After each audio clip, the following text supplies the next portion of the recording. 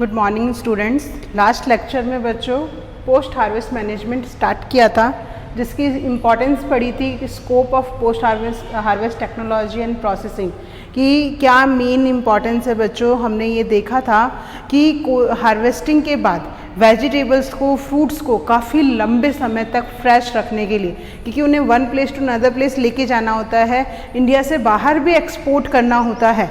तो इन सब रीजन से क्या होता है कि फ्रेश फ्रूट्स, वो वेजिटेबल एंड फ्रूट्स काफ़ी लंबे समय तक फ्रेश रहें, इसके लिए हमें है ना क्या करना होता है बेटा, पोस्ट हार्वेस्ट मैनेजमेंट करना बहुत ज़रूरी होता है कि किस तरीके से हमने आफ्टर हार्वेस्टिंग उसको स्टोर करके रखा है। ठीक है, तो ये मैंने आप लोगों को सारा बताया था। फूड प्रोसेसिंग इंडस्ट्री जो थी मेनली 4 स्केल पे मैंने आप लोगों को बताई थी, large scale unit, small scale unit, cottage scale and home scale. इस 4 स्केल पे ये फूड प्रोसेसिंग यूनिट वर्क कर रही थी। पोस्ट हार्वेस्टिंग लॉसेस बता रहा है कि भाई पहले, सबसे पहले हमें ये पता हो कि पोस्ट हार्वेस्ट जब हमने मैनेजमेंट नहीं किया तो कितना कितना लॉसेस उससे हुआ हमें, और उसके बाद इन्होंने क्या करा, प्रोसेस करना स्टार्ट कर दिया। जो भी आपके फ्रूट थे, वेजिटेबल्स थे, उनको प्रोसेस्ड किया। तो किस किस फॉर्म में प्रोसेस्ड किया बच्चों? फ्रूट पल्प की फॉर्म में, रेडी टू सर्व बीवरेज की फॉर्म में, पिकल्स की फॉर्म में, जैम्स एंड जेलीज की फॉर्म में, सिंथेटिक सिरप्स की फॉर्म में, स्क्वैश की फॉर्म में, टमेटो प्यूरीज एंड केचप्स की फॉर्म में, केन्ड वेजिटेबल्स की फॉर्म में, और भी बहुत से तरीके से इन्होंने फूड को क्या किया, प्रोसेस किया। Indian processing industries unorganised, organised और स्मॉल स्केल पे वर्क कर रही हैं बच्चों। और ये बता रहा है कि इंडिया से जो एक्सपोर्ट होता है मेनली बता रहा है मैंगो पल्प होता है, फ्रूट जूस होते हैं, केन फ्रूट्स होते हैं, केन वेजिटेबल्स होते हैं, डिहाइड्रेटेड फॉर्म में गार्लिक और अनियन होते हैं, और पिकल्स और चटनी की फॉर्म में मैंगोज बाहर जा रहा है। तो ये एक्सपोर्ट हम अलग अलग कंट्रीज़ में कर रहे हैं, क्योंकि अब हमने फूड की प्रोसेसिंग कर ली। उनको प्रोसेसिंग करके अच्छी प्रोसेसिंग करने से वो काफ़ी लंबे समय तक सिक्योर रहते हैं। हिस्ट्री हमने देखी थी बच्चों। उसके बाद बच्चों मैंने स्टार्ट किया था आपका post harvest management of fruit and vegetable. Exactly fruit और वेजिटेबल के पोस्ट हार्वेस्ट मैनेजमेंट में हमें क्या करना है, तो हमने मेनली लास्ट लेक्चर में 2 टेक्निक्स मैंने आपसे डिस्कस की थी यहाँ पे, pre cooling and Corning. Pre cooling में मैंने आप लोगों को ये बात बोली थी कि फ्रूट्स के पकने से पहले, राइपनिंग से पहले हम उसका टेम्परेचर स्लो कर देते हैं ताकि वो धीरे धीरे पकें, यानी उनका मेटाबॉलिक एक्टिविटी थोड़ी सी स्लो हो जाए। स्लो होने से वो धीरे धीरे पकेंगे तो काफ़ी लंबे समय तक क्या होता है, उनको स्टोर करके हम रख सकते हैं। तो this technique is known as pre cooling. Pre cooling हम कौन कौन सी टेक्निक्स यूज कर रहे थे? हाइड्रो कूलिंग यूज कर रहे थे, कॉन्टैक्ट आइसिंग जो कि परत है ना उनके फ्रूट्स के चारों तरफ है, वेजिटेबल्स के चारों तरफ, वैक्यूम कूलिंग यूज कर रहे थे बच्चों, एंड एयर कूलिंग यूज कर रहे थे। ये डिफरेंट मेथड हैं, और कौन कौन से फ्रूट्स और वेजिटेबल्स को इनसे क्या किया जाता है, प्री कूल्ड किया जाता है। उसके अलावा नेक्स्ट प्रोसेस थी कर्निंग। कर्निंग हम किन के लिए यूज कर रहे थे बच्चों? जो क्या थे, रूट ट्यूबर्स, बल्ब क्रॉप थी, ठीक है, जिनको हमें हाई टेम्परेचर और हाई रिलेटिव ह्यूमिडिटी में ही रखना है, उनका टेम्परेचर हमें लो नहीं करना है। ऐसे प्लांट्स का क्या करना होता है बच्चों, कर्निंग करनी होती है। सेवरल डेज तक उनको उसी टेम्परेचर पर हम लोगों को मेंटेन करके रखना होता है। तो ये प्रोसेस क्या कहलाती है बच्चों, कर्निंग कहलाती है। और मेनली इनको उसी टेम्परेचर पर क्यों रखना होता है बच्चों, क्योंकि उनको जब हम कट करके हार्वेस्ट करके ले रहे हैं, कट करके ले रहे हैं, तो उस जिस जगह से हम कट कर रहे हैं उस जगह पे वाउंड बन जाता है। उसकी हीलिंग के लिए ऑटोमेटिकली वो एक पर्टिकुलर टेम्परेचर और पर्टिकुलर ह्यूमिडिटी में अपने आप हील हो जाता है। तो इस पर्पज़ से हमें क्या करना होता है, कर्निंग करनी होती है बच्चों। ठीक है, तो कर्निंग मेनली हम लोगों ने potato, sweet potato, yam, taro, cassava, onion and garlic में देखा था। अब बच्चों नेक्स्ट प्रोसेस पे आते हैं, डैट इज़ डिग्रीनिंग। डिग्रीनिंग क्या है बच्चों? The process of deposition of depositing the green pigment in fruits by applying ethylene at 27 degree centigrade and 80 to 90% और similar metabolic inducer to give a fruit to its characteristic colour as prefer. देखो बच्चों, इसमें simple सी बात बोली है कि जो plant का जो कलर है वो कलर लाने के लिए हमने उसको इंजेक्शन दिया है, किस चीज़ का, इथाइलिन का, हमने उसमें अप्लाई किया, इंजेक्शन भी नहीं बोलूँगी, उसमें अप्लाई किया है एथाइलिन 27 डिग्री सेंटीग्रेड पर, और 80 to 90% और सिमिलर मेटाबॉलिक इंड्यूसर्स भी यूज किए जाते हैं फूड के करेक्टरिस्टिक फीचर्स या उसके कलर को बनाए रखने के लिए एज प्रिफर बाय कंज्यूमर। जो कंज्यूमर को चाहिए होता है, उनको एक प्रिफर्ड कलर चाहिए होता है, उन्हें दिखना चाहिए कि भाई मैंगो है तो रेड है तो वो अच्छा रहेगा, ठीक है। तो उस चीज़ को मेंटेन करने के लिए हम या तो इथाइलिन का यूज करते हैं या फिर अदर मेटाबॉलिक इंडिकेटर्स का यूज करते हैं या इंड्यूसर्स का यूज करते हैं। Generally followed in citrus food but also practised in banana, mango and tomato. Banana का मैंने अभी आपको मैंगो का मैंने अभी आपको बताया कि ये जो प्रोसेस होती है डीग्रीनिंग प्रोसेस जो होती है, इस प्रोसेस में हमें उस फ्रूट का एक पर्टिकुलर कलर मेंटेन करके रखना है या उस पर्टिकुलर कलर को लेकर आना है, तो उसके लिए या तो इथाइलिन हमको देंगे या फिर अलग अलग तरह के मेटाबॉलिक इंड्यूसर्स देते हैं, ठीक है। बहुत सारे सिट्रस फ्रूट्स में यही किया जाता है, बनाना में, मैंगो में और टमेटो में भी यही होता है। फिर आते हैं sorting. It is the process of separation of commodities into different categories on the basis of measurable physical property। इसमें क्या करा जाता है, सेपरेशन किया जाता है उनकी फिजिकल प्रॉपर्टीज के according. It also help in removing of unwanted material और डिजीज पोर्शन, कि हमने वेजिटेबल्स लेकर आए, वेजिटेबल्स लेकर आके हमने फ्रेश, बिल्कुल फ्रेश वेजिटेबल, इसमें किसी भी तरह की डिजीज के कोई हमें करेक्टरिस्टिक फीचर्स नहीं दिख रहे हैं, किसी भी तरह के इंसेक्ट के से डैमेज कुछ भी नहीं दिख रहा है, उसको अलग कर लिया, डिजीज वाले अलग कर लिए, इंसेक्ट वाले अलग कर लिए। इस तरीके से पर्टिकुलर फिजिकल प्रॉपर्टी के अकॉर्डिंग वेजिटेबल्स और फ्रूट्स को सेपरेट किया जाता है, दैट इज सॉर्टिंग। फिर आते हैं ग्रेडिंग। ग्रेडिंग क्या होती है, separation of commodities for getting maximum benefit on the basis of यूनिफॉर्मिलिटी in term of grading. हमने क्या करा, इनकी सेपरेशन जो किया था वो सेपरेशन हमें क्या देता है, एक particular maximum benefit on the basis of यूनिफॉर्मिलिटी। हमें पता है कि ये सारा जो है बिल्कुल फ्रेश है, इसमें किसी तरह की डिजीज नहीं है, इसमें डिजीज है तो उसमें उस तरीके से ट्रीटमेंट करेंगे, या इंसेक्ट से डैमेज है तो उसको उस तरीके से, तो वो हमें एक पर्टिकुलर क्या दे रहा है, बेनिफिट दे रहा है। It is important aspect of quality as product is related on the basis of homogeneity of lot. Grading is done on the basis of size, shape, weight, color, texture, firmness, composition and defect। ठीक है बच्चों, grading जो की जाती है, grading उनके size के according, shape के अकॉर्डिंग, वेट के अकॉर्डिंग, कलर, टेक्सचर, फिल्मनेस के अकॉर्डिंग की जाती है, कंपोजिशन और डिफेक्ट्स के अकॉर्डिंग की जाती है, कि अगर कोई डिफेक्ट होता है तो उस अकॉर्डिंग। इसीलिए सबसे पहले शॉर्टिंग होती है, हमको उनकी होमोजेनिटी के अकॉर्डिंग अलग अलग रख दिया जाता है और उस अकॉर्डिंग फिर उस पर ग्रेडिंग की जाती है। फिर आते हैं separation of commodity for getting maximum benefit on the basis of यूनिफॉर्मिलिटी। हमने जो सेपरेशन करा है कमोडिटी का, उनकी यूनिफॉर्मिलिटी के अकॉर्डिंग किया है, ये है ग्रेडिंग एग्जैक्टली, कि शेप के अकॉर्डिंग हमने कर दिया। पहले वाले में तो मैंने फ्रेश का बोला था, मेनली फ्रेश का, डिजीज वाला और इंसेक्ट वाला, जबकि इसमें एक ही शेप के हमने ग्रेन्स अलग कर दिए, एक ही साइज के अलग कर दिए, कलर के अलग कर दिए बच्चों, उनका वेट के अकॉर्डिंग उनको अलग कर दिया, टेक्सचर के अकॉर्डिंग अलग कर दिया, फिल्मनेस के अकॉर्डिंग अलग कर दिया, कंपोजिशन और डिफेक्ट के अकॉर्डिंग। शॉर्टिंग में तो सिंपल उनको उनकी फिजिकल प्रॉपर्टी के अकॉर्डिंग वहाँ पे भी हमने किया था अलग, पर वहाँ पे हम मेनली जो चीज़ देख रहे थे वो देख रहे थे कि भी कौन से फ्रेश हैं, कौन से डिजीज़ जिनको हुई हुई है उनको सेपरेट किया था, कि जिससे अनवांटेड जितने भी मटेरियल हो उनको डिस्कार्ड किया जा सके। जबकि यहाँ पे क्या किया जाता है ग्रेडिंग में बेटा, ग्रेडिंग में मेनली शेप के अकॉर्डिंग, साइज के अकॉर्डिंग, कलर के अकॉर्डिंग, टेक्सचर के अकॉर्डिंग, वेट के अकॉर्डिंग, फिल्मनेस के अकॉर्डिंग, कंपोजिशन के अकॉर्डिंग, और मान लो कोई डिफेक्ट होता है उस अकॉर्डिंग सेपरेट किया जाता है और एक पर्टिकुलर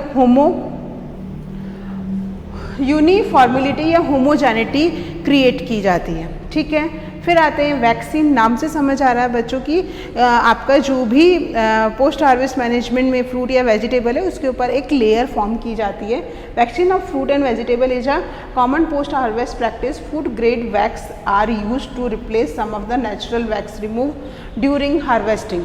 हम क्या करते हैं बच्चों, आफ्टर हार्वेस्टिंग नॉर्मल जो उसका पहले मैंने बोला था कि उसको कम्प्लीटली वॉश करना होता है अच्छे से, तो अच्छे से वॉश करने के बाद उसके ऊपर का जो मटेरियल है या एक्सेस वैक्स है वो तो हट जाता है। उसके बाद हम उसके ऊपर फ्रूट ग्रेड वैक्स को अप्लाई करते हैं। ठीक है, sorting operation and can help to reduce water loss and respiration during handling and marketing। क्या कह रहा है, जब हमने उसके ऊपर वैक्स की लेयर लगा दी, उसे बार बार धोने की ज़रूरत नहीं होती है। सेकेंडली उसके अंदर respiration during handling and marketing to reduce water loss. सबसे पहले वाटर लॉस नहीं होता, रेस्पिरेशन रेट कम हो जाती है उसकी, क्योंकि वो डायरेक्ट एयर के कांटेक्ट में नहीं होता जब वैक्सी लेयर बन जाती है। और थर्ड ये क्या कह रहे हैं कि ड्यूरिंग द किस समय हमें ये सब चीज़ ध्यान रखनी है, जब उन्हें हैंडल कर रहे हैं, मार्केट तक लेके जा रहे हैं। ठीक है, तो एक वैक्सी लेयर लगाने से बच्चों मेनली हो क्या रहा है कि हमें उन्हें बार बार धोना नहीं पड़ रहा है। रेस्पिरेशन रेट स्लो डाउन होने के कारण वो जल्दी से क्या होता है और ज़्यादा राइपन होके या उसमें डेट्यूरेशन होने के चांसेस लेस हो जाते हैं जब तक हम उनको मार्केट में लेके जाते हैं। It also help in ceiling tiny injury. और वैक्स लगाने से अगर फ्रूट्स में या वेजिटेबल में कोई टाइनी इंजरी होती है उनको कवर कर देता है, स्क्रैचेस को कवर कर देता है on the surface of fruit and vegetable. It improve cosmetic appearance and prolong the storage life of fruit and vegetable. The wax coating must be allowed to dry through out before packing. हमें ये चीज़ ध्यान रखना है कि वैक्सी coating हम तभी लगाएंगे जब वो पूरा का पूरा फ्रूट या वेजिटेबल ड्राई हो। पूरा ड्राई होने के बाद ही उसके ऊपर वैक्सी कोटिंग होनी करते हैं हम, क्योंकि वाटर कंटेंट अंदर होगा, वो भी डेट्यूरेशन का कारण होगा फ्रूट एंड वेजिटेबल के। तो बच्चों ये वाला प्रोसेस हुआ आपका वैक्सिंग। फिर आते हैं hot water treatment. Immerging the produce in hot water before storage and marketing is known as hot water treatment. नाम से समझ आ रहा था कि हमें उसे मार्केट में लेके जाने से पहले हम क्या करते हैं, उसे हॉट वाटर में डाल के रखते हैं। ठीक है, it is effective in minimise fungal disease. Fungal disease नहीं होती है बच्चों, हॉट वाटर में डुबो के रखो, वो पूरा क्लीन हो जाता है। अभी अपना टाइम कौन सा चल रहा है, कोरोना टाइम में भी यही कह रहे हैं ना, मार्केट से फ्रूट एंड वेजिटेबल्स आप लेकर आओ, उनको हॉट वाटर में रखो डिप करके थोड़े टाइम के लिए, तो उनके ऊपर जितने भी वायरस, बैक्टीरिया और क्या बोल सकते हैं हम फंगल इन्फेक्शन हुए होते हैं वो सारे के सारे किल हो जाते हैं। Anthracnose in fruit can be controlled by dipping the fruit in hot water at 51 to 55 degree centigrade for 30 minutes। अब ये बता रहा है एंथ्रानोज इन फ्रूट्स। ठीक है, इनको हमें कंट्रोल करने के लिए क्या करना है, एंथ्रानोज को कंट्रोल करने के लिए फ्रूट्स में हमें इनको 51 टू 55 डिग्री सेंटीग्रेड टेम्परेचर वाले वाटर में डिप करके रखना है आधे घंटे के लिए। This treatment help in attaining uniform ripening with in 5 to 7 days. जब इन्हें हम आधे घंटे के लिए डिप करके रखते हैं तो 5 से 7 दिन में ये आराम से राइपन हो जाते हैं क्या, फ्रूट्स। क्लियर हुआ बच्चों। हॉट वाटर ट्रीटमेंट सिंपल था कि सिंपल उसे पानी में हॉट वाटर में डिप करके रखेंगे ताकि उसमें किसी तरह का फंगल इन्फेक्शन ना हो। इसके अलावा एक पर्टिकुलर इसने बता दिया एंथ्रेनोज से प्रिवेंशन के लिए फ्रूट्स के हमने क्या करा, hot water 51 to 52 degree centigrade रखा और 30 मिनट के लिए उसमें रख दिया। ठीक है, उसके बाद बता रहा है hot water treatment for different fruits. अलग अलग फ्रूट्स में अपने को क्या कितना टेम्परेचर और कितने टाइम पीरियड के लिए रखना है बच्चों। जैसे एप्पल है, पैथोजन का नाम दे रहा है ग्लियोस्पोरम स्पीसीज है पेनिसिलियम एक्सपेंसम। इससे बचाने के लिए 45 डिग्री सेंटीग्रेड के टेम्परेचर पर रखना होता है 10 मिनट के लिए। ग्रेप्स फ्रूट जो होते हैं उनको कौन सा पैथोजन अफेक्ट करता है बच्चों,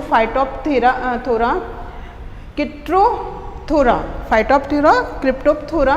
इसमें 48 डिग्री सेंटीग्रेड पर ग्रेप्स फ्रूट को रखा जाता है 3 मिनट के लिए। लेमन जो है, लेमन को कौन सा अफेक्ट करता है पैथोजन बच्चों, पेनिसिलियम डिजिटेटम या फाइटोप्थेरा स्पीसीज। 52 डिग्री सेंटीग्रेड पे रखते हैं बच्चों लेमन को, कितनी देर के लिए, 5 से 10 मिनट के लिए। मैंगो को कौन सा पैथोजन अफेक्ट कर रहा है बच्चों,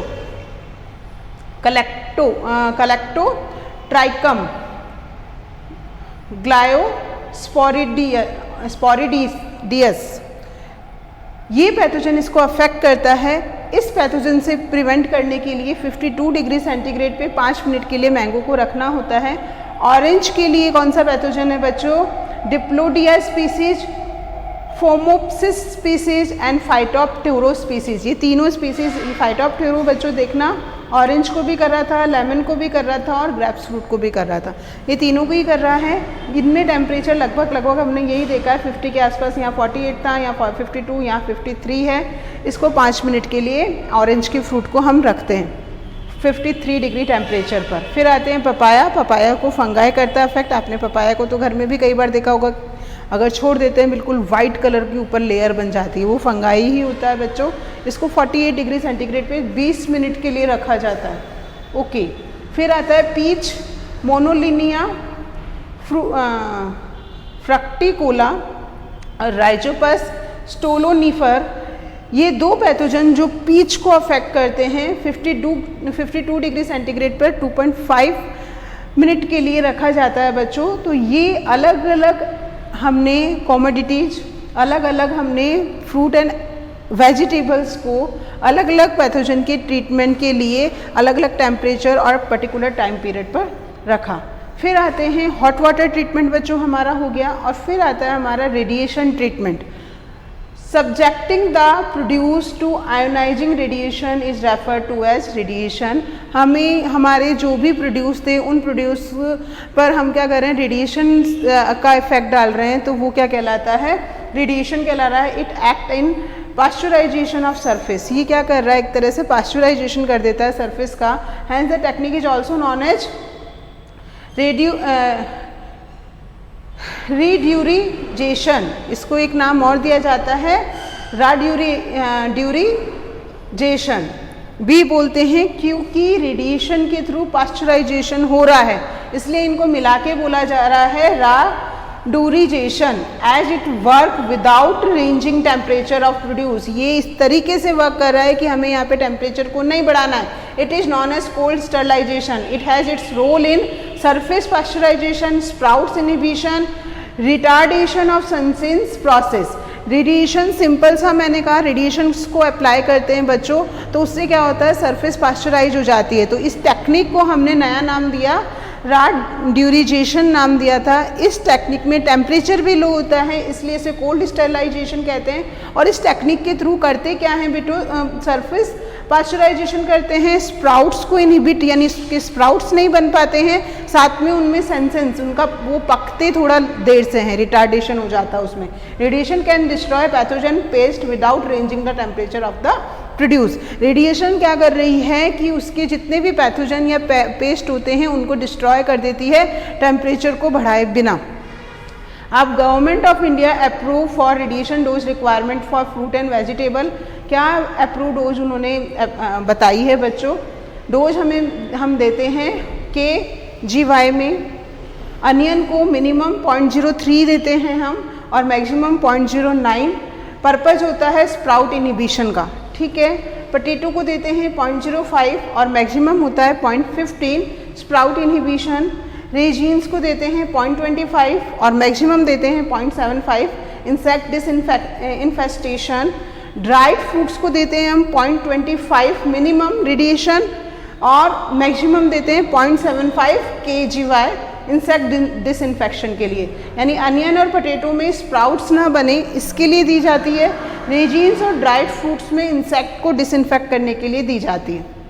उसके अलावा है बच्चों मैंगो में मिनिमम दी जाती है 0.25 एंड मैक्सिमम दी जाती है 0.75 फॉर सेल्फ लाइफ एक्सटेंशन, खुद की लाइफ टाइम बढ़ाने के लिए। And quarantine treatment fruit fly and stone weevils infestation के लिए, कि फ्रूट फ्लाई और स्टोन वीविल्स का जो इन्फेस्टेशन हुआ था उसको हटाने के लिए। जिंजर में 0.03 और मैक्सिमम हो गया बच्चों 0.15 की रेडिएशन दी जाती है, ये भी स्प्राउट इनहिबिशन के लिए होता है। गार्लिक में 0.03 0.15 मैक्सिमम है, ये भी स्प्राउट इनहिबिशन के लिए। और स्मॉल अनियन में अगेन 0.03 और 0.15 ये भी स्प्राउट इनहिबिशन के लिए, ठीक है।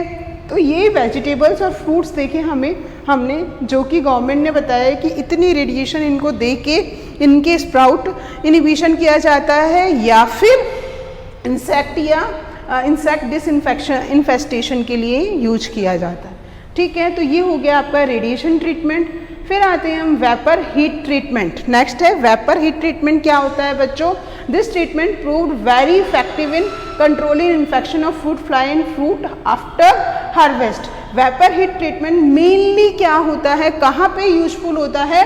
इन्फेक्शन, फ्रूट फ्लाई के इन्फेक्शन से बचने के लिए, ठीक है, फ्रूट्स में। The boxes are stacked in a room, इन बॉक्सेस को रूम में रखा जाता है, which are heated and humidified by injection of steam. इन बॉक्सेस के अंदर हमने इसके क्या बना के, स्टैक्स बना के, बॉक्सेस के स्टैक्स बना के हमने एक रूम में रख दिए और उस रूम में हमने एक particular heat the, particular humidity the bye injection of steam. The temperature and exposure time are adjusted to kill all stages of insect, but fruit should not be damaged। देखो बच्चों, इसमें सिंपल सा हमने एक room लिया, उस room में हमने बॉक्सेस बना के रख दिए, पैकेट बना के रख दिए उनके, और वहाँ पे हमने क्या कर दिया, वेपर को इंट्रोड्यूस करा। इसका टेम्परेचर केवल इतना होता है और ह्यूमिडिटी केवल इतनी होती है कि जितने भी इंसेक्ट की स्टेजेस होती हैं वो तो किल हो जाती हैं, बट इंसेक्ट फ्रूट में कोई भी इफेक्ट नहीं पड़ता है। Recommended treatment of citrus, mango, papaya and pineapple के लिए कितना टेम्परेचर चाहिए बच्चों? 43 degree centigrade in saturated air for 8 hour and then holding the temperature for further 6 hour. ये क्या कह रहा है कि सबसे पहले मैंगो, पपाया और पाइनएप्पल को 43 डिग्री सेंटीग्रेड पर सैचुरेट किया जाता है 8 घंटे के लिए, और फिर उसी टेम्परेचर पर 6 घंटे और रखा जाता है। VHT vapour heat treatment is mandatory for export of mangoes, mangoes के लिए मैंडेटरी होता है। तो वेपर हीट प्रोसेस मेनली आपके फ्रूट्स में यूज की जाती है, और वो भी कहाँ पे, जो इन्फेक्शन हो जाता है फ्रूट फ्लाइज के थ्रू, उनसे बचने के लिए किया जाता है। फिर आते हैं फ्यूमिगेशन। नाम से तुम्हें समझ में आ रहा है, फ्यूमिगेट किया जाता है, गैस का यूज किया जाता है यहाँ पे। In this technique, place the boxes of fruit in a gas tight room and introducing the gas for a cylinder to the appropriate concentration। हमें क्या करना है, बॉक्सेस को एक ऐसे रूम में रखना है जहाँ पे सल्फर डाइऑक्साइड की अप्रोप्रिएट कंसंट्रेशन हम लोग इंट्रोड्यूस करते हैं थ्रू द सिलेंडर, ठीक है। उसके अलावा बच्चों, however special sodium metabisulphite pads are also available which can be packed in individual boxes of a fruit to give a slow release of sulphur dioxide. उसके अलावा जो बॉक्सेस होते हैं उनके नीचे हमने क्या करा, सोडियम मेटासल्फाइड की पैड्स लगा दिए ताकि धीरे धीरे सल्फर डाइऑक्साइड वहाँ पे रिलीज हो। और ये सल्फर डाइऑक्साइड जो रिलीज हो रही है, ये क्या कर रही है, ये ट्रीटमेंट करती है, कंट्रोल करती है, किससे? ब्यूटायरिटिस सिनेरिया से। उसके अलावा ये फ्रूट्स के डिस्कलराइजेशन को नहीं होने देती है। इसके अलावा fumigation with 1.2% sulphur dioxide for 10 minute was slow to be effective in reducing skin discolorization in fresh lychees, especially if it is combined with 2-minute dip in HCl acid directly afterward. देखो बच्चों, एक simple सी बात इसने कही कि 1.2% sulphur dioxide 10 minute के लिए ही fumigation करना है लीचीज में ताकि डिस्कलराइजेशन ना हो। और बेटर रिजल्ट चाहिए तो उन लीचीज को हम आफ्टर द ट्रीटमेंट HCl में डिप कर देते हैं 2 मिनट के लिए। Immediately after sulfur dioxide treatment, lychee fruit may appear a uniform yellow color and then turn red again after 1 to 2 days। जब हमने ये पूरा ट्रीटमेंट किया तो उसके बाद वो येलो कलर की दिखाई देती है और 1 और 2 डेज में वो रेड कलर की हो जाती है लीची। तो लीची के लिए पर्टिकुलर हमने पूरा ये यहाँ पे प्रोसेस देखा। उसके अलावा भी इन्होंने बताया है कि फ्रूट्स को बॉक्सेस को एक रूम में रख देते हैं जहाँ पे एसिड को एक अप्रोप्रिएट कंसनट्रेशन में इंसर्ट करवाते हैं। नेक्स्ट मेथड आता है बच्चों केमिकल ट्रीटमेंट। केमिकल ट्रीटमेंट क्या होते हैं बच्चों? सिंपल सा, the fungicides, chemicals and growth regulators are used to extend shelf life of fruits की सेल्फ लाइफ को बढ़ाने के लिए हमें फंगिसाइड्स यूज करने हैं, केमिकल्स यूज करने हैं, ग्रोथ रेगुलेटर्स यूज करने हैं।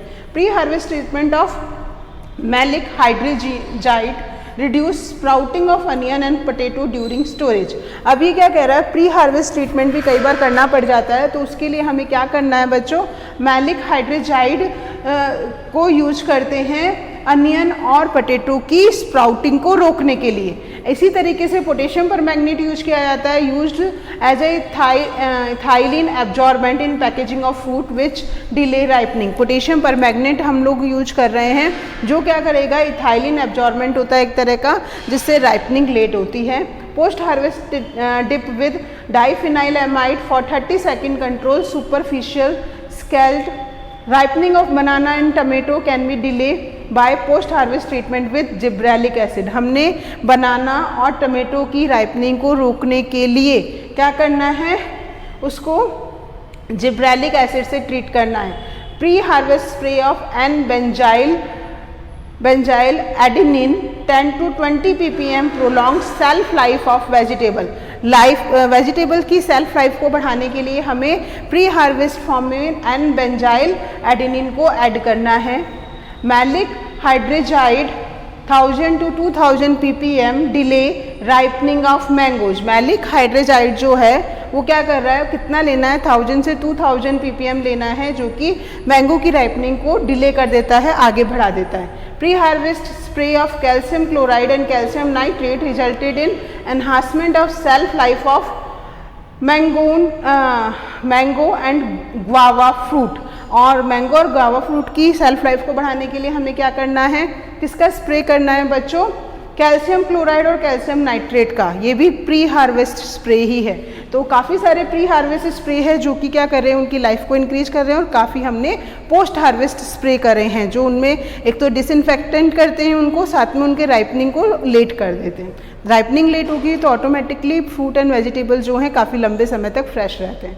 उसके बाद treatment of mature green guava fruit with gibberellic at 100 to 200 ppm help extend the storability of fruit. ये क्या कह रहा है, मैच्योर गुआवा फ्रूट को जिब्रेलिक एसिड से 100 to 200 ppm यदि हम ट्रीट करते हैं तो वो क्या करता है, स्टोरेबिलिटी को, यानी गुआवा फ्रूट की स्टोरेबिलिटी को बढ़ा देता है। प्री हार्वेस्ट ट्रीटमेंट ऑफ बेर with calcium compound solution is useful in delay fruit ripening.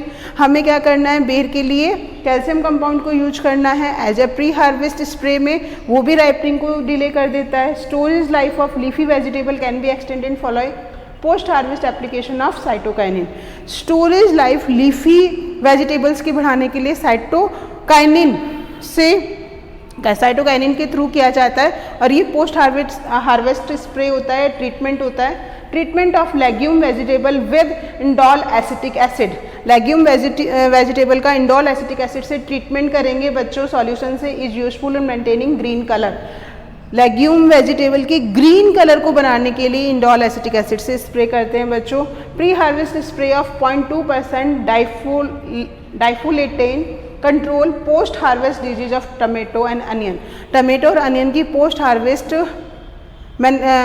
Harvest disease से बचाने के लिए हमें क्या करना है, 0.2% डाइफुलेटेन से उसको ट्रीट करना है। तो इस तरीके से ये हो गया बच्चों अपना केमिकल ट्रीटमेंट। तो इस तरीके से हमने काफ़ी सारे आज मेथड देखे जिसके थ्रू हम क्या करते हैं बच्चों कि उसका पहले से पोस्ट हार्वेस्ट मैनेजमेंट कर रहे हैं, जिसके थ्रू क्या होता है बच्चों कि वेजिटेबल और फ्रूट्स जो होते हैं काफ़ी लंबे समय तक वो क्या रहते हैं, काफ़ी लंबे समय तक फ्रेश रहते हैं। अब हम नेक्स्ट टॉपिक जो पढ़ेंगे वो है बच्चों हमारा स्टोरेज।